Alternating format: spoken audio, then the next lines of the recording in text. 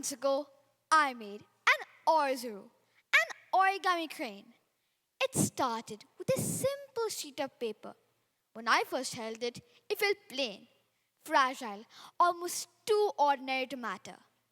But the moment I started folding it, something extraordinary happened.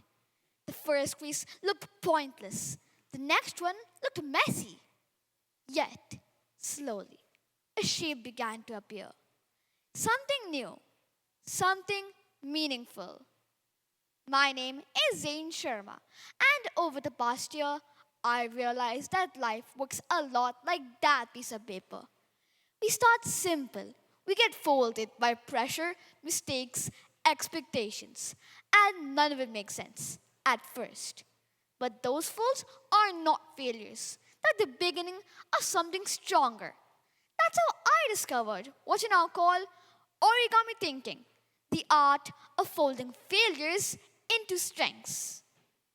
I have always been the boy who says yes to every challenge, new projects, extra work, you name it. Zayn, can you run this event? Yes, sure. Zayn, can you make a video by today? Yes, of course. Zayn, we need someone to cover this assembly.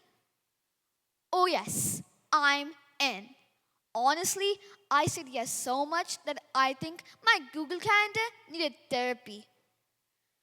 I was running between classes, writing scripts, editing videos till late evenings, sometimes even missing my own lessons, all because I wanted to show I could handle it. I wanted to be helpful. I wanted to be the go to person. But what I didn't realize was that even the strongest paper can tear if you fold it too fast. There were days when I felt tired but pretended I was okay. Sometimes I would feel frustrated when things weren't perfect. Overwhelmed, yet didn't tell anyone. Not a breakdown, not some dramatic moment. Just that quiet feeling of, I don't know why this suddenly feels harder than before. And that's when origami, yes, origami, gave me my biggest lesson. All of us start to live like this perfect sheet of paper. Smooth, neat, no creases, and no mistakes. We had our faults, we had our failures, and we had the pressure we feel. Why? Because we think smoothness equals strength. But here's something we forget. A flat paper is easy to tear.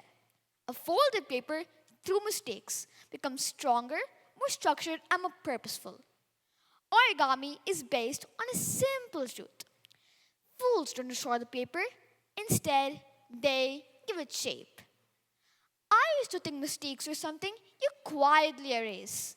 Like, that moment when you write the wrong answer, panic, and rub so hard the page almost rips, just to hide from the teacher? And somehow, the answer still looks wrong. Funny enough, the messy pages stick in my head the most. They didn't make me worse, they made me better. Even science agrees. Origami isn't just a craft. It's often used in therapy to help people focus, process frustration, and work through tough emotions. The simple act of folding slows you down. It helps you focus. Little by little, things start to feel more manageable. A few months ago, I participated in an inter-school MUN where I had to debate students older than me, grade 9 and even grade 12. Despite the clear age gap, I walked in confident. Well, maybe a little too confident. I gave it everything I had. Or at least, that's what I thought. But I lost the debate. My first loss ever. It stung. But the real truth is that it wasn't the losing that hurt. It was the realization of how unprepared I really was. That loss became one of the sharpest creases in my paper. But instead of flattening it, I folded it.